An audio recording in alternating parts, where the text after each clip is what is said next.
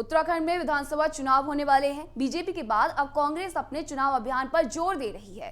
कांग्रेस के पूर्व अध्यक्ष राहुल गांधी आज विजय सम्मान रैली को संबोधित करने के लिए देहरादून पहुंचे। इस दौरान उन्होंने जहां देहरादून में बिताए अपने दिनों को याद किया, तो वहीं राज्य की सत्ता में काबिज बीजेपी और केंद्र की मोदी सरकार पर जमकर निशाना साधा। इस रिपोर्ट में देखिए। उत्तराखंड में राहुल गांधी ने कांग्रेस के विधानसभा चुनाव प्रचार का श्री गणेश कर दिया है।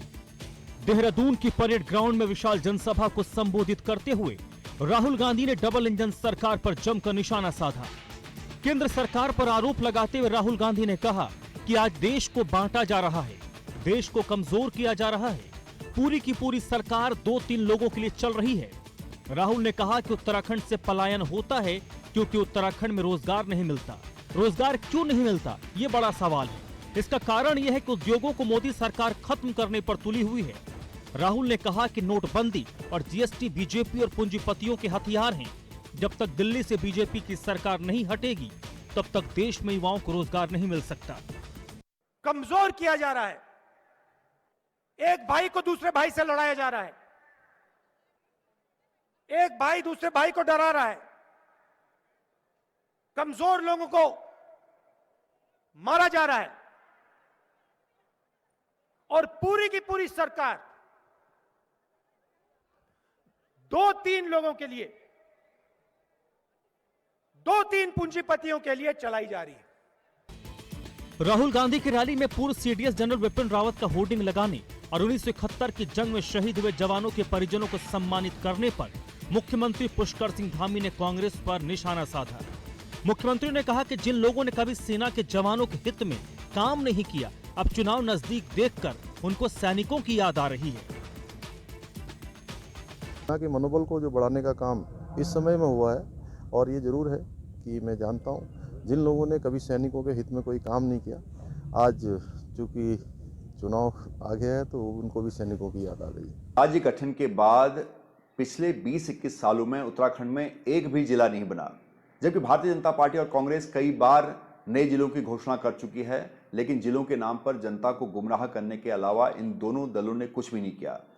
अब जब आम आदमी पार्टी उत्तराखंड की उस अवधारणा को, जिसमें कोने कोने में विकास पहुंचाना था और जिला उस विकास की इकाई होती है, उसको पुनर्जीवित करने के लिए, उत्तराखंड के नवनिर्माण के लिए आम आदमी पार्टी जब संकल्पबद्ध है, और इसी क्रम में हमारे शीर्ष नेता माननीय अरविंद केजरीवाल जी ने काशीपुर में अपनी जनसभा को संबोधित करते हुए 6 नए जिलों की घोषणा की थी, जिसमें काशीपुर, रानीखेत, डीडीहाट, कोटद्वार, रुड़की और यमुनोत्री शामिल हैं। उसके बाद विपक्ष जानता है कि अरविंद केजरीवाल जो कहते हैं वो करते हैं, तो विपक्ष में बौखलाहट पैदा हो गई है। आज विपक्ष अनर्गल बयानबाजी पर उतर आया है, लेकिन जनता देख रही है, जनता इन दलों को समझ चुकी है और जनता इनकी सफाई के लिए अब संकल्पबद्ध है, केवल 2022 का इंतजार कर रही है। उत्तराखंड में कांग्रेसी राहुल गांधी की विजय सम्मान रैली को सफल बनाने में कामयाब हो गए हैं। देखना होगा परेड मैदान में जुटी ये भीड़ को पार्टी वोट के रूप में कितना कन्वर्ट कर पाती है। हाँ, इतना जरूर कहना चाहिए कि नरेंद्र मोदी मैजिक इफेक्ट से जूझ रही कांग्रेस को आज की रैली ने कुछ ना कुछ ऑक्सीजन जरूर दी होगी। कैमरामैन अनूप भट्ट के साथ सुदीप जैन, न्यूज़ 1 इंडिया, देहरादून। और राजधानी में हुई कांग्रेस नेता राहुल गांधी की रैली को उत्तराखंड बीजेपी ने फ्लॉप शो करार दिया है। बीजेपी अध्यक्ष मदन कौशिक ने कांग्रेस की इस रैली को बीजेपी की रैली से छोटा बताया और कहा कांग्रेस ने केवल ग्राउंड को सीमित कर दिया था, जिसकी वजह से वो अपनी रैली को बड़ा बता रहे हैं। वहीं मदन कौशिक ने राहुल गांधी के भाषण को लेकर कुछ सवाल पूछे गए। मदन कौशिक ने कहा जिस तरह से कांग्रेस अब सैनिकों के प्रति अपना प्रेम दिखा रही है, उससे पहले सैनिकों से जुड़े कुछ सवालों का जवाब भी दे देते हैं। भाजपा अध्यक्ष ने सवाल किया कि आज कांग्रेस सैनिक प्रेम की बात कर रही है, लेकिन आखिर इतने लंबे समय तक देश और प्रदेश में सरकार में रहने के बावजूद भी कांग्रेस ने 1 रैंक 1 पेंशन पर कोई फैसला क्यों नहीं लिया। आखिरकार जब देश में मोदी सरकार आई, तब 1 रैंक 1 पेंशन पर भाजपा ने ही ऐतिहासिक निर्णय लिया। मित्रों, 11 जून 2017 को कांग्रेस के एक बड़े नेता ने जब सेना प्रमुख को सड़क का गुंडा कहा, तो क्या कांग्रेस ने इस पर उनसे जवाब तलब किया? क्या कांग्रेस जवाब दे पाएगी? आज कांग्रेस सीडीएस रावत के साथ जिस प्रकार का एक बातचीत कर रही है, लेकिन 11 जून 2017 का वह दिन कांग्रेस कैसे भूलेगी। उसको याद होना चाहिए कि किस प्रकार उसके एक बड़े नेता ने और किस भूमि है, ये ऋषि मुनियों की भूमि है, आयुष की भूमि है, तो यहाँ पर कोई एक अच्छा आयुर्वेद का बड़ा संस्थान यहाँ पर होना चाहिए। आयुष हॉस्पिटल बनेंगे सारे स्टेट में 10 बेड। हाँ 10 हॉस्पिटल 10 हॉस्पिटल बनेंगे 10 बेडेड का, और साथ साथ में हमारे हर डिस्ट्रिक्ट होम्योपैथिक मेडिकल कॉलेज भी बनेंगे। डोएला में एक होम्योपैथी मेडिकल। हाँ, और हमारे मोबाइल आयुष यूनिट भी यहाँ एक कोटद्वार में है। प्रतिष्ठा किया जाएगा। 50 बेडेड हॉस्पिटल, 50 बेडेड हॉस्पिटल को भी अपग्रेड किया जाएगा कोटद्वार में। वहीं हल्द्वानी में आप नेता और दिल्ली के उप मुख्यमंत्री मनीष सिसोदिया ने बड़ा बयान दिया है। उन्होंने कहा कि 21 साल के उत्तराखंड को बीजेपी और कांग्रेस ने बर्बाद कर दिया। साथ ही उन्होंने कहा कि बीजेपी सरकार युवाओं और बेरोजगारों के साथ धोखा कर रही है। आम आदमी पार्टी की सरकार बनने के बाद 1 लाख लोगों को नौकरी मिलेगी। साथ ही उत्तराखंड के लिए केजरीवाल की 4 गारंटी पर जनता अपना वोट देगी। डिप्टी सीएम ने कहा कि उत्तराखंड में शिक्षा के स्तर को अभी तक सुधारा नहीं गया है। बीजेपी सरकार सैनिकों के नाम पर वोट बैंक की राजनीति करती है। उन्होंने कहा कि हमने पूर्व सैनिक को उत्तराखंड में मुख्यमंत्री का चेहरा बनाया है। मैं साथ ही समिति से निवेदन भी करूंगी कि सर मंच में आके प्लीज आप 2 शब्द। दिल्ली के उप मुख्यमंत्री मनीष सिसोदिया आज हल्द्वानी आए हैं, सीधे बात करने की कोशिश करेंगे मनीष सिसोदिया जी से। मनीष जी, हल्द्वानी आगमन है, क्या कुछ कहना चाहेंगे? बिल्कुल, उत्तराखंड के लोगों की वोट इस बार अच्छे स्कूलों के लिए पड़ेगी, अच्छे अस्पतालों के लिए पड़ेगी, केजरीवाल जी के गारंटियों के लिए पड़ेगी।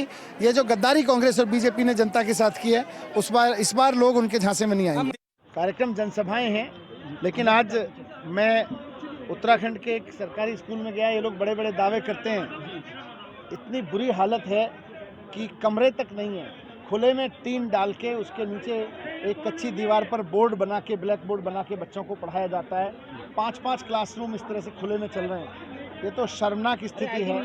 ये उत्तराखंड के बच्चों के साथ, उनके भविष्य के साथ साजिश है, जिसको कांग्रेस और बीजेपी मिलकर दोनों कर रहे हैं। आम आदमी पार्टी की सरकार बनेगी तो जिस तरह से दिल्ली में करके दिखाया है, वैसे ही यहाँ भी करके दिखाएंगे।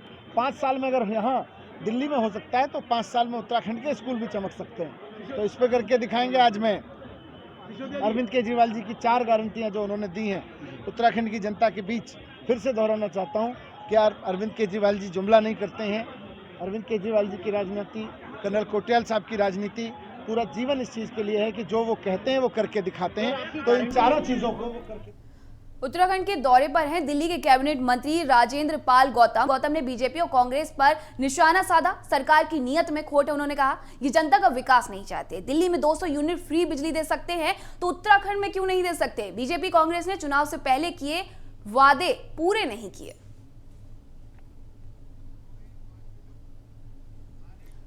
तो उत्तराखंड के दौरे पर हैं भगवानपुर और पिरान कलियर में राजेंद्र पाल गौतम ने जनसभा की है। इस दौरान बीजेपी और कांग्रेस पर जमकर निशाना भी साधा है। उन्होंने कहा कि जो भी जनता से वादे किए गए उन्हें पूरा नहीं किया गया है। दिल्ली के कैबिनेट मंत्री हैं राजेंद्र पाल गौतम। भगवानपुर और पिरान कलियर में राजेंद्र पाल गौतम ने जनसभा की। इस दौरान उन्होंने जमकर बीजेपी और कांग्रेस पर निशाना भी साधा। उन्होंने कहा कि जितने भी यहाँ की जनता से वादे किए गए उन्हें कभी भी पूरा नहीं किया गया। यहाँ के स्कूल की हालत जो इन्होंने भेजी है हमारे पास वीडियोस, वहाँ पढ़ने का माहौल नहीं है, टीचर पर्याप्त मात्रा में नहीं है। भाई गरीब आदमी का तो सपना ये है कि उनके बच्चे किसी तरह कामयाब हो जाए। तो ऐसे स्कूल में जहाँ टीचर पर्याप्त मात्रा में नहीं है, पढ़ने का माहौल नहीं है, वहाँ बच्चे पढ़ लिख के कामयाब नहीं हो पाएंगे। तो फिर मतलब विकास क्या चंद व्यक्ति के विकास करने से विकास होगा? विकास तो तब होगा जब प्रदेश के जितने भी बच्चे पढ़ लिख के आगे बढ़ें, उनके सपने पूरे हों, तो विकास होगा। चंद लोगों के विकास करने से प्रदेश का या देश का विकास नहीं होगा, बल्कि सभी लोग सामूहिक रूप से तरक्की करें, सबके सब आगे। और खबर देहरादून से, जहां आप प्रवक्ता ने बीजेपी कांग्रेस पर निशाना साधा है। केजरीवाल के 6 नए जिले बनाने की घोषणा से बीजेपी और कांग्रेस बौखलाहट में है, उत्तराखंड की जनता को गुमराह कर रही है। नवीन प्रशाली ने ये बयान दिया है। उन्होंने कहा कि भौगोलिक परिस्थितियों के चलते नए जिले राज्य की जरूरत है। लंबे समय से क्षेत्रवासी नए जिले की मांग कर रहे हैं, आंदोलन भी किए, लेकिन पिछले 21 सालों में उत्तराखंड में कोई भी नया जिला नहीं बनाया गया। बीजेपी कांग्रेस जानती है अरविंद केजरीवाल जो कहता है वो करता है। केजरीवाल की घोषणा का जनता को भारी समर्थन मिल रहा है। राज्य गठन के बाद पिछले 20-21 सालों में उत्तराखंड में एक भी जिला नहीं बना, जबकि भारतीय जनता पार्टी और कांग्रेस कई बार नए जिलों की घोषणा कर चुकी है, लेकिन जिलों के नाम पर जनता को गुमराह करने के अलावा इन दोनों दलों ने कुछ भी नहीं किया। अब जब आम आदमी पार्टी उत्तराखंड की उस अवधारणा को, जिसमें कोने कोने में विकास पहुंचाना था और जिला उस विकास की इकाई होती है, उसको पुनर्जीवित करने के लिए, उत्तराखंड के नवनिर्माण के लिए आम आदमी पार्टी जब संकल्पबद्ध है, और इसी क्रम में हमारे शीर्ष नेता माननीय अरविंद केजरीवाल जी ने काशीपुर में अपनी जनसभा को संबोधित करते हुए 6 नए जिलों की घोषणा की थी, जिसमें काशीपुर, रानीखेत, डीडीहाट, कोटद्वार, रुड़की और यमुनोत्री शामिल हैं। उसके बाद विपक्ष ये जानता है कि अरविंद केजरीवाल जो कहते हैं वो करते हैं, तो विपक्ष में बौखलाहट पैदा हो गई है। आज विपक्ष अनर्गल बयानबाजी पर उतर आया है, लेकिन जनता देख रही है, जनता इन दलों को समझ चुकी है और जनता इनकी सफाई के लिए अब संकल्पबद्ध है। केवल 2022 का इंतजार कर। देहरादून में विजय दिवस के मौके पर मुख्यमंत्री पुष्कर सिंह धामी गांधी पार्क पहुंचे। मुख्यमंत्री ने यहां शहीदों को श्रद्धांजलि दी। इस दौरान सीएम ने एनसीसी के छात्रों से भी मुलाकात की और कहा कि पीएम नरेंद्र मोदी के नेतृत्व में सेना मजबूत और अत्याधुनिक हो रही है। इस मौके पर सीएम के साथ सैनिक कल्याण मंत्री गणेश जोशी भी मौजूद रहे।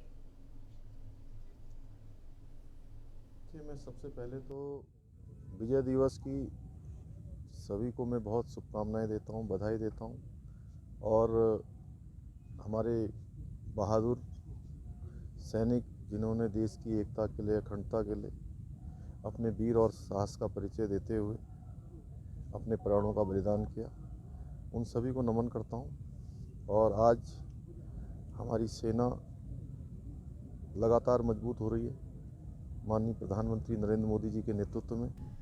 वहीं देहरादून में विजय दिवस के अवसर पर राज्यपाल लेफ्टिनेंट जनरल गुरमीत सिंह भारतीय सैन्य अकादमी पहुंचे, जहां उन्होंने युद्ध स्मारक पर पुष्प चक्र अर्पित कर शहीदों को नमन किया और श्रद्धांजलि दी।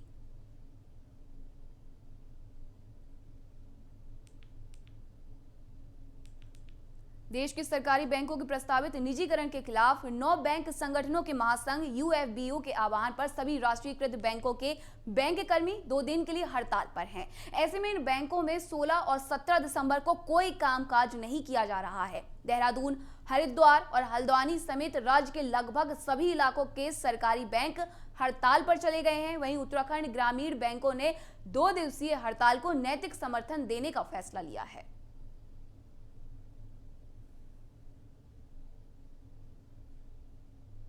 कहें जितने भी 12 सरकारी बैंक हैं उनके 10 लाख एम्प्लॉय आज हम लोग सड़कों पे हैं। अपनी 32,000 करोड़ की सैलरी को कटवा करके ये 2 दिन की स्ट्राइक हम लोग दे रहे हैं। आम जनता की आम पब्लिक की पैसे को सिक्योर करने के लिए, उनकी पूंजी को सिक्योर करने के लिए, क्योंकि ये शीतकालीन